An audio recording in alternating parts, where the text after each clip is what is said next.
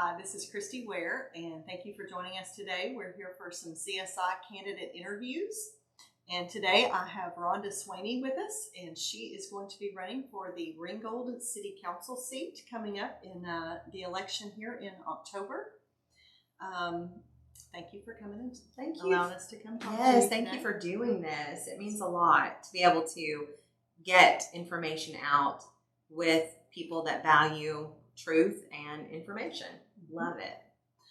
We're going to start, if you would, just tell us a little bit about yourself. Any personal details, hobbies you want to share with us? I wish I had hobbies. I have 3 children. Lex is 23, Chloe 21, and Slade, who's 16. He's a sophomore at Ringgold High School. I've been married for a year now, and my husband and I bought the historic Trundle house, which we're having an open house in the coming weeks for people to be able to come and just explore the house. And it's probably my hobby. That probably is my hobby. This house is my hobby. But I'm a speech language pathologist. I've worked in Georgia public school system for 27 years. I absolutely love my job. Born and raised. Actually, I was born in Alabama, but moved here when I think my parents said I was maybe 5 months old. Have lived in Ringgold my entire life. And, I love our town and really don't have any hobbies because we stay so incredibly busy with football and all the things that you do as a mom. Mm-hmm. What inspired you to run for the city council? Oh, I feel like when I answer this question, it's such a Pollyanna type viewpoint, but it's sincerely from my heart when I say that originally my intent for running, and it still is this today, is to connect people with the people that are making decisions on their behalf. I want people to feel involved with local municipalities and even the county. I felt like when I decided to run many years ago that there was a large disconnect. I felt disconnected from the people that were in leadership. I didn't really know how to get in touch with them. I didn't feel like, I really had someone who I could reach out to if I had concerns. So I literally knew nothing about Ringgold City politics. I knew no one under City Hall. I knew no one, not the city manager. I hadn't ever had a conversation with an elected official. In fact, I don't even know that I've even had one knock on my door in the 20 some odd years that I've lived here, which is weird because, we lived in a popular neighborhood. But my ultimate goal was to get people connected to local leadership that is making decisions on their behalf so that they have input and a voice. And that was basically it. I wanted to make a difference, which is what everybody says, but that has been at the forefront of my mind, is just keeping people connected. How can you represent people that you are not actively and proactively trying to connect with? And that was a missing piece, and I felt like it was something that I could do. How long have you served in this position? This is the end of my 4th year.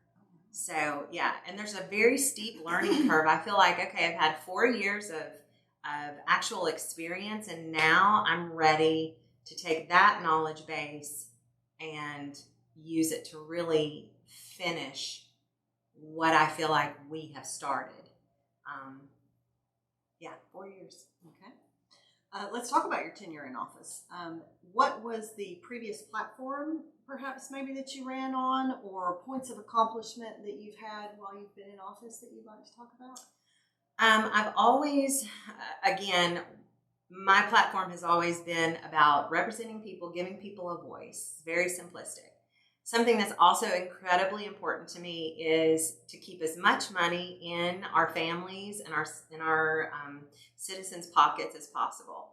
And my voting record 100% supports that. Even if I was the only one, or even if I was one of 2 and we knew we wouldn't win this battle, that has always been at the forefront of my mind, because when I was voted in and took office in January, March after January was the beginning of the pandemic. So for 2 years, of my term, we were dealing with pandemic and hurting families. And so financially, that was even more so at the forefront. And I feel like that's one thing I have been incredibly proud of, is to be able to say I have always voted to roll back the millage rate, not keep it the same, and definitely not increase it, but always roll it back, because financially, people, especially in this time, are hurting. And I always saw places that we could cut back financially. The other thing I'm super proud of is, and I don't like to brag on myself, but man, am I proud of this. I have held more opportunities for people to connect directly to their local official, being myself, than anyone in this entire area. County, our state reps, our cities, both cities. I have worked really hard. And what does that look like? I would put out on Facebook, hey, I'm going to be at Caffeine Addicts. I'll be there from 10 until 12. Please come talk to me. I want to hear about your concerns, your ideas. I need some input on, things. And I have done that so much. Now, sometimes 2 people would show up, and sometimes 12 people would show up. But I have really enjoyed that part of this job. It's taken a lot of time, but I feel like if other people would do that, that a lot of the people that are not happy with the direction of our municipalities and also our county would at least feel heard. And a lot of times people will say, well, I can tell you how I feel about something till I'm blue in the face. It's not going to make a difference. I have changed my mind on more than one occasion based on conversations that were not easy to have, but they were necessary, and they ended up being the right thing to do. So those are the 2 things that I'm really proud of, and I want to carry into the next 4 years. And I also want other elected officials to take note that people want this. So offer it. Communication does often translate into trust. It's and huge. So if you're not having that communication, that is a huge barrier. Absolutely. Yes. Are there other areas where you serve in your community, either on boards, clubs, or projects that you're affiliated with, that you'd like to share and let people know that you're a part of? I started the Ringgold Youth Council, which has been a big undertaking. They come to my house quite regularly. Yes. In fact, they're coming this Saturday. Oh, okay.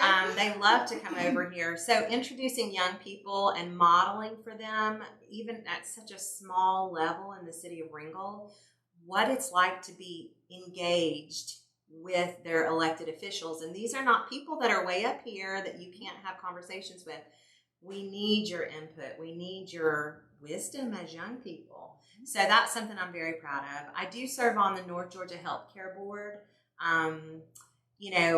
That is it's a growing medical facility that's complete job is to provide medical care in this area, which is deemed to be severely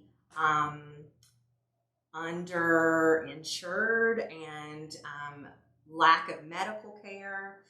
So I'm proud of that as well. I've only been on that board for about a year.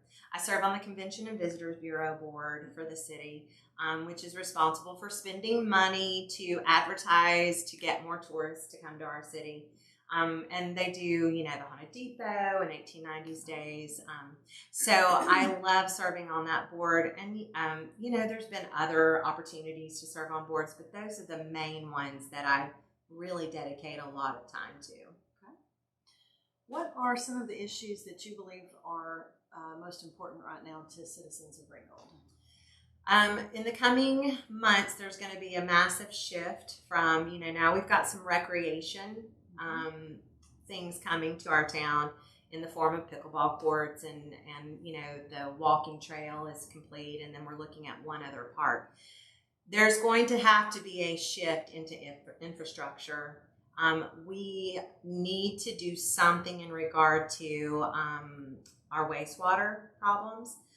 Chattanooga is going up every single year 6% on our wastewater fees. We can't keep doing that. And will we be able to solve it in the next 4-year term? No.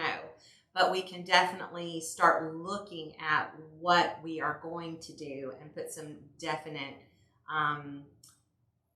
structures in place to hopefully eventually, I'd love to see us have our own wastewater treatment. But and we've got some water infrastructure. You know, we have started a project where we are going to hopefully switch to a cleaner source of water than the creek. We have to put a lot of chemicals in creek water for it to be consumable. And so we're hoping that when the well is completed, the Poplar Springs well, that we will have cleaner water, and it'll also save us some money because we spend a lot of money on chemicals right now. The cost of chemicals to treat our water have exponentially risen. So those are the, you know, it's not glamorous and it's not fun. Infrastructure is not, you know, but it's necessary and it's coming. So solutions in regard to those issues, you feel like are just going to have to pace themselves out over time. Yes. It's going to be a long-term haul to get those things remedied. Definitely will not solve them in the next 4 years.